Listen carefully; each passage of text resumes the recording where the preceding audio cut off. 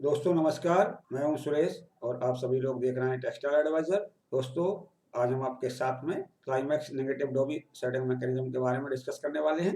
सबसे पहले मैं आपको structure of climax negative dobby के बारे में बताऊंगा और फिर उसके बाद में मैं आपको वर्किंग बताऊंगा क्लाइमैक्स डॉबी की। तो गाइज, इसके पहले कि मैं डिस्कशन शुरू करूं, छोटी सी रिक्वेस्ट है आपसे कि आप सभी लोग मेरे चैनल को सब्सक्राइब कर लीजिए। साथ साथ में साइड में लगा हुआ बेल आइकन का बटन दबा दीजिए, जिससे कि मेरे आने वाले अपकमिंग वीडियोस के नोटिफिकेशन आप तक पहुंचते रहें। तो गाइज, डिस्कशन शुरू करते हैं। मैं सबसे पहले आपके साथ में डिस्क्राइब करता हूं structure of climax negative doggy. मतलब कौन कौन से पार्ट लगे होते हैं आपकी क्लाइमैक्स डॉगी के अंदर और किस तरीके से पार्ट्स का अरेंजमेंट होता है। तो गाइज, आपको मैं इस स्कीमेटिक डायग्राम के माध्यम से बताऊंगा कि आपकी क्लाइमैक्स नेगेटिव डॉबी का स्ट्रक्चर कैसा होता है। तो गाइज, सबसे पहले मैं शुरुआत करता हूं जहां से आपकी डॉबी को मोशन ट्रांसफर होती है। तो गाइस, ये है आपकी बॉटम शाफ्ट। तो बॉटम शाफ्ट के ऊपर एक एल शेप क्रैंक लगी होती है। तो गाइस, ये क्रैंक है, ये आपकी एल शेप क्रैंक की पिन है। तो इस पिन से आपकी एक कनेक्टिंग रॉड अटैच होती है। मतलब कनेक्टिंग रॉड का नीचे वाला सिरा आपके एल शेप क्रैंक के पिन के ऊपर माउंट होता है और कनेक्टिंग रॉड का दूसरा वाला जो सिरा होता है, ये वाला सिरा है, तो ये कहाँ पे माउंट होता है? तो ये माउंट होता है आपके टी शेप लीवर पर। ये आपका टी शेप लीवर है, आपको दिख भी रहा होगा, बिल्कुल टी की शेप में है। तो आपका कनेक्टिंग रॉड का ऊपर वाला सिरा टी शेप लीवर पे माउंट होता है और ये यहाँ पे फ्रीली माउंट होता है। मतलब ये जो लीवर है, जैसे ही अभी कनेक्टिंग रॉड नीचे आएगी तो ये यहाँ पे नीचे की तरफ आ जाएगा और जैसे ही अभी कनेक्टिंग रॉड ऊपर की तरफ जाएगी तो यहाँ पे घूम के या फिर ऊपर से चला जाएगा। गाइस, ये जो आपका टी लीवर होता है, तो टी लीवर डॉबी शाफ्ट के ऊपर माउंट होता है। ये आपकी डॉबी शाफ्ट है सी, और टी लीवर के ए सिरे पे और बी सिरे पे नाइफ लगे होते हैं। गाइस, यहाँ पे देखिए, ये आपका अपर नाइफ है और ये आपका लोअर नाइफ है। गाइस, ये है आपका अपर हुक और ये है आपका लोअर हुक।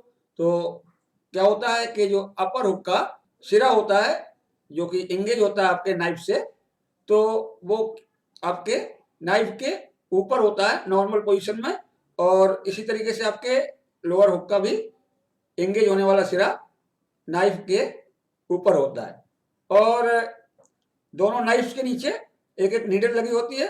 तो गाइस देखिए, ये आपका अपर हुक है, तो इसके नीचे एक नीडल लगी हुई है, तो ये है अपर नीडल। तो ये जो आपका अपर हुक है, इसके जस्ट नीचे होती है और इस अपर नीडल का दूसरा वाला सिरा आपके फीलर पर रेस्ट करता है। तो यहाँ पे देखिए गाइस, आप जो फीलर ई है आपका, तो ये आपका अपर फीलर है।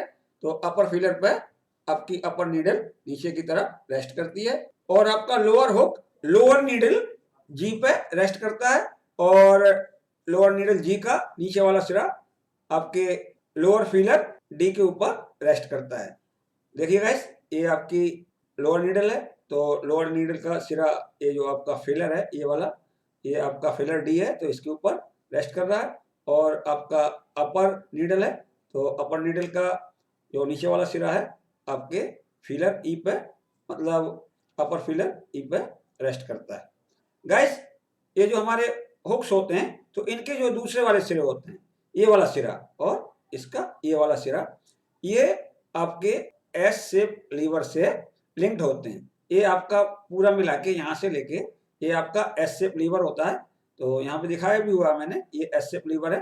तो कुछ यहाँ पे देखेंगे आप, तो ये लगभग लगभग एस जैसी एक शेप बनाता है, इसलिए इसको एस लीवर कहते हैं। और ये यहाँ पे फ्रीली मूव कर सकते हैं, मतलब ऊपर नीचे हो सकते हैं, ये भी ऊपर नीचे हो सकता है। और गाइस, इसी तरीके से ये जो आपके नाइफ होते हैं, ये भी ऊपर नीचे हो सकते हैं।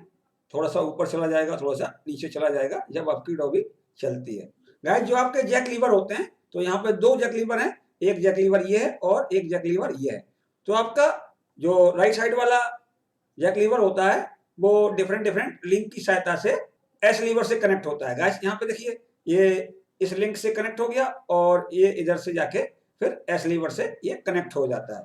और इसी तरीके से आपका जो दूसरा वाला जैक होता है, लेफ्ट साइड का जैक लीवर, तो ये भी आपके एक लिंक के थ्रू देखेंगे आप यहाँ पे, तो पहले यहाँ पे कनेक्ट हुआ ये वाला लीवर है और इससे फिर आपका एस लीवर से यहाँ पे कनेक्ट हो रहा है।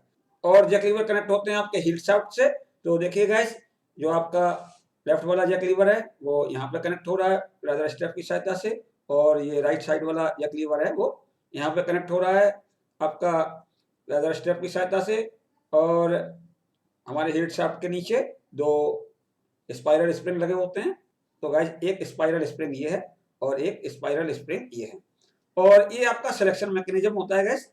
तो यहाँ पे देखिए, ये आपका पैटर्न सिलेंडर है और पैटर्न सिलेंडर के ऊपर लैटिस चल रही है। तो लैटिस के अंदर क्या होता है, लेग लगे होते हैं। तो ये आपकी लेग है और इस लेग के ऊपर पैग लगे होते हैं। तो देखिए गाइस, ये पैग लगा हुआ है एच, तो यहाँ पर देख सकते हैं आप, आपका एच पैग है।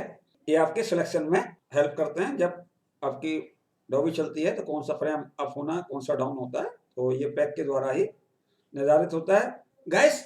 अब मैं आपको बताता हूँ working of climax negative dobby. तो गाइस, आप मेरे वीडियो को अंत तक जरूर देखिए, तभी आपको पूरा टॉपिक अच्छे तरीके से क्लियर होगा। गाइस, जो आपकी बॉटम शाफ्ट होती है, बॉटम शाफ्ट के ऊपर आपका एल शेप क्रैंक लगा हुआ है। तो जैसे ही आपकी बॉटम शाफ्ट रोटेट करती है तो आपका जो क्रैंक होता है वो भी रोटेट करता है, और क्रैंक के एक सिरे पे जो आपकी पिन लगी होती है, तो पिन से आपका कनेक्टिंग रॉड अटैच है, और कनेक्टिंग रॉड का दूसरा सिरा होता है आपके टी लीवर से अटैच। गाइस, जैसे ही आपकी बॉटम शाफ्ट रोटेट करेगी तो आपका जो कनेक्टिंग रॉड होता है वो अप एंड डाउन मूवमेंट करना चालू कर देता है। अब गाइस क्या होगा, जैसे ही आपकी रॉड ऊपर की तरफ जाएगी, ये आपकी ऊपर की तरफ जाएगी, तो आपका जो बी वाला सिरा है वो राइट साइड में चला जाएगा, और आपका ए वाला सिरा है वो लेफ्ट साइड में चला जाएगा। और जब आपकी कनेक्टिंग रॉड बिल्कुल डाउन पोजीशन में आएगी तो गाइस क्या होगा, आपका ए वाला सिरा टी लीवर का राइट साइड में चला जाएगा, और आपका टी लीवर का बी वाला सिरा लेफ्ट साइड में चला जाएगा। इस मोशन को हम रेसिप्रोकेटिंग मोशन भी कहते हैं। आपकी लूम चलती रहती है, बॉटम शाफ्ट घूमती रहती है, और आपका जो टी लीवर होता है वो रेसिप्रोकेटिंग मोशन करता रहता है। गाइस, अब मैं आपको बताता हूं सबसे पहले सिलेक्शन किस तरीके से होता है आपके हुकों का, या हीट शाफ्ट का सिलेक्शन किस तरीके से होता है। तो गाइस, लूम के ऊपर एक पैटर्न सिलेंडर लगाया जाता है। तो ये आपका पैटर्न सिलेंडर है, आप देख सकते हो, और इसके ऊपर एक लैटिस लगाई जाती है, और लैटिस के ऊपर जो लैग होते हैं उनके अंदर हम पैग लगाते हैं या पैग इंसर्ट करते हैं। तो गाइस, ये जो आपका पैटर्न सिलेंडर है ये रोटेट करता है, और जब ये रोटेट करेगा तो क्या होगा कि जहां पे आपका पैग आता है, जिस फीलर के नीचे भी पैग आएगा, तो गाइस वो पैग क्या करेगा, फीलर के एक सिरे को वो ऊपर की तरफ उठा देगा।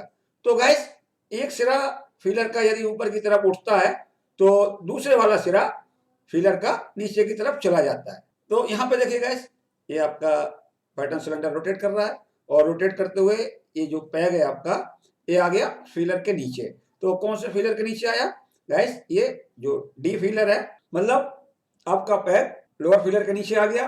तो पैग आपके फीलर को ऊपर की तरफ उठाएगा, तो लोअर फीलर का दूसरा वाला सिरा नीचे की तरफ चला जाएगा, और जो हुक रेस्ट कर रहा था लोअर नीडल के ऊपर वो नीचे की तरफ आ जाएगा। देखिए गाइस, यहाँ पे देख सकते हैं आप, ये आपका लोअर फीलर है। तो जैसे ही आपका पैक लोअर फीलर के नीचे आया तो ये हल्का सा ऊपर की तरफ गया, और जब ये ऊपर की तरफ गया गाइस तो क्या हुआ, ये जो आपका दूसरा वाला सिरा है लोअर फीलर का ये नीचे की तरफ आया, और जैसे ही नीचे की तरफ आया तो ये जो आपका लोअर हुक रेस्ट कर रहा था लोअर नीडल पर, तो लोअर नीडल आपकी नीचे की तरफ आ गई, और जैसे ही लोअर नीडल नीचे की तरफ आई तो आपका जो हुक है वो आपके नाइफ के ऊपर गिर जाता है, डाउन हो जाता है। गाइस, यहाँ पे देखिए ऊपर वाली रो में तो हुआ क्या कि जो आपका अपर फीलर है ई, तो इसके नीचे कोई पैग नहीं है।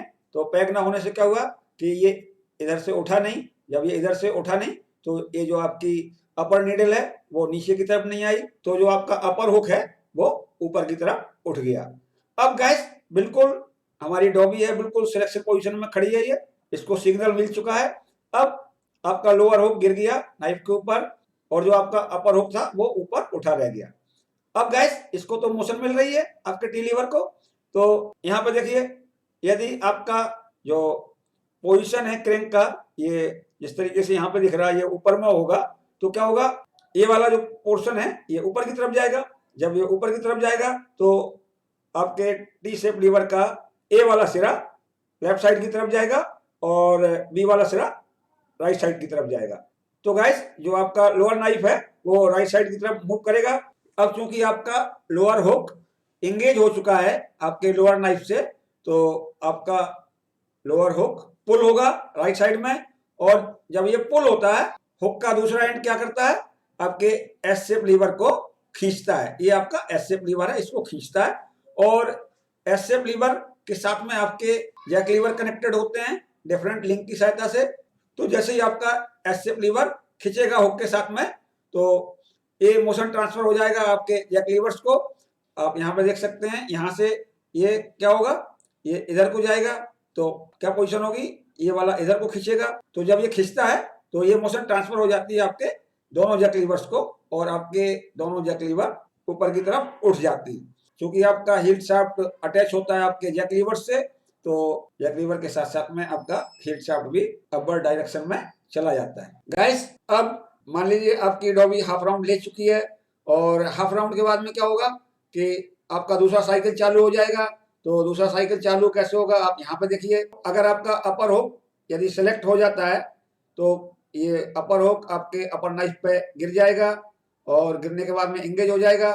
और अगर आपका टी लीवर का ए वाला सिरा राइट साइड में मूव करेगा तो आपका अपर हुक राइट साइड में जाएगा, और राइट साइड में जाने पर आपका जो हील शाफ्ट है वो फिर से अप हो जाएगा। गाइस ये जो क्लाइमैक्स डॉबी होती है ये डबल एक्टिंग डॉबी होती है। मतलब आपकी लूम का जब 2 राउंड लग जाते हैं तब आपकी डॉबी 1 राउंड रोटेट करती है। और क्लाइमैक्स डॉबी के अंदर आपको रिवर्सिंग मोशन का प्रयोग करना पड़ता है, क्योंकि क्लाइमैक्स डॉबी एक नेगेटिव डॉबी होती है। अब गाइस यदि हम क्लाइमैक्स डॉबी और कीली डॉबी को यदि कंपेयर करते हैं, तो मैंने पिछले वाले वीडियो में आपको कीली डॉबी के बारे में बताया था। तो वहां पे क्या था कि आप एक जैक लीवर का यूज कर रहे थे, एक जैक लीवर से 2 लेदर स्टेप लगा के अपने हील शाफ्ट को उठा रहे थे। और यहाँ पे आप क्या कर रहे हैं कि 2 जैक लीवर यूज करते हैं, और दोनों जैक लीवर में अलग अलग लेदर स्टेप लगाते हैं, और उसको आप हील शाफ्ट से कनेक्ट करते हैं। तो गाइज जब आप 2 जैक लीवर यूज करते हैं तो होता क्या है कि आपका जो हील शाफ्ट होता है उसका जो बैलेंस होता है वो परफेक्ट होता है। आपका शेड बिल्कुल इवन बनता है, दोनों साइड में बराबर हाइट मिलती है आपके एंड्स को या हील शाफ्ट को। और आपका जो कीली डॉबी था उसके अंदर हमेशा चांसेस बने रहते हैं कि आपका जो हील शाफ्ट है वो चलते चलते कभी थोड़ा बहुत राइट साइड में ऊपर चला गया, लेफ्ट साइड में नीचे रह गया, या लेफ्ट साइड में ऊपर चला गया, राइट साइड में नीचे रह गया, तो वो प्रॉब्लम आती रहती है। और जब हाई स्पीड चलती है लूम की तब तो आपको कीली डॉबी के अंदर ज़्यादा प्रॉब्लम होती है, क्योंकि आप सिंगल जैक यूज करते हैं, और आप क्लाइमैक्स डॉबी के अंदर डबल जैक यूज करने की वजह से आप अपनी स्पीड को भी बूस्ट अप कर सकते हैं, मतलब बढ़ा सकते हैं। तो गाइस देख के बताइए मेरा वीडियो कैसा लगा, और यदि आपको मेरा वीडियो पसंद आए तो आप लाइक का बटन दबाएं, अपने दोस्तों में शेयर करें। और गाइस यदि आपने अभी तक मेरे चैनल को सब्सक्राइब नहीं किया है तो कृपया मेरे चैनल को सब्सक्राइब कर लीजिए।